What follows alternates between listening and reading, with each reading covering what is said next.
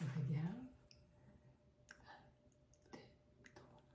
Bien heureux, oui, bien heureux, ceux qui cherchent vraiment le royaume de Dieu. Oui, bien heureux, oui, bien heureux, le royaume brille dans leurs yeux. Bonjour, bienvenue au Message Lumière. Nous sommes très heureux de vous retrouver aujourd'hui. Aujourd'hui, il est question des béatitudes dans l'Évangile de Saint Luc.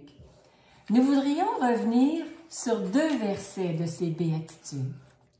Tout d'abord, « Heureux vous les pauvres, car le royaume de Dieu est à vous. » Et puis, un peu plus loin, « Mais quel malheur pour vous, les riches, car vous avez votre consolation. » Celui qui est riche, celui qui se plaît à accumuler des biens terrestres, pense progressivement qu'il peut très bien se passer de Dieu.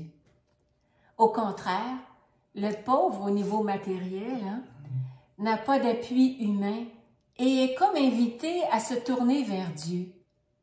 Béni, heureux est l'homme qui met sa foi dans le Seigneur, dont le Seigneur est la confiance, nous disent la première lecture du prophète Jérémie et le psaume 1 d'aujourd'hui. C'est sa richesse qui met le riche en danger. En lui enlevant toute la faim de Dieu, le besoin de dépendre de lui qu'il devrait avoir, enfermé qu'il est dans ses petits bonheurs temporels.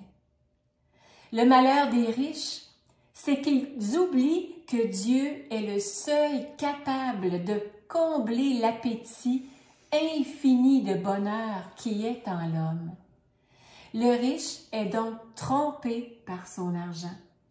N'oublions jamais que l'argent doit être notre serviteur et non notre maître.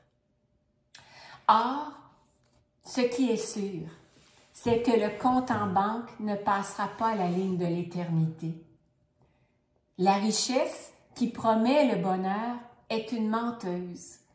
Le seul bonheur définitif, décisif, absolu, c'est l'amour avec un grand A, c'est Dieu. C'est le royaume de Dieu. Jésus plaint donc les riches. Quel dommage qu'ils soient fermés aux vraies valeurs, à celles qui passent la ligne de l'éternité. Quelle tristesse quand un homme met sa confiance dans ce qui est mortel. Pour illustrer ceci, nous aimerions vous partager le témoignage de Steve Jobs, milliardaire, cofondateur de la compagnie Apple, qui est mort en 2011 à la suite d'un cancer à l'âge de 56 ans. Écoutez bien. Vraiment, c'est un homme connu qui a vraiment pris conscience dans la vie à travers une épreuve. Il dit ici, j'ai atteint le summum du succès dans le monde des affaires. Dans les yeux des autres, ma vie est une réussite. Cependant, mis à part le travail, j'ai eu peu de joie. En fin de compte, la richesse n'est qu'un fait auquel je me suis habitué, dit-il. En ce moment, allongé sur mon lit d'hôpital et me rappelant toute ma vie, je me rends compte que toute la reconnaissance et la richesse dans laquelle j'ai pris tant de fierté a pâli et est devenue insignifiante face à la mort imminente. Les choses matérielles perdues peuvent être retrouvées, dit-il. Mais il y a une chose qui ne peut jamais être trouvée quand elle est perdue, c'est la vie. Quelle que soit l'étape de la vie à laquelle nous sommes actuellement, avec le temps, nous serons tous confrontés un jour au rideau qui se ferme, la mort. Riche ou pauvre. Aimez votre famille, dit-il, vos conjoints, vos enfants et vos amis. Traitez-les bien, chérissez-les. Au fur et à mesure que nous vieillissons et devenons plus sages, nous réalisons lentement que porter une montre à 3 000 ou à 30 $, les deux donnent la même heure. Que nous ayons un portefeuille ou un sac à main de 3 000 ou de 30 $, c'est le même. Il y a le même argent dedans. Il y a le même argent dedans. Que nous conduisions une voiture de 150 000 ou de 40 000, la route, la distance sont les mêmes et nous arrivons à la même destination.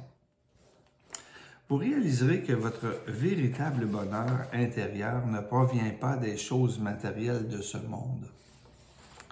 Par conséquent, j'espère que nous nous rendons compte que quand nous avons des amis, oui, des frères, des sœurs, avec qui nous discutons, rions, parlons, chantons, parlons du ciel et de la terre, c'est le vrai bonheur. Un fait incontestable de la vie. N'éduquons pas nos enfants à être riches. Éduquons-les plutôt pour être heureux. Oui.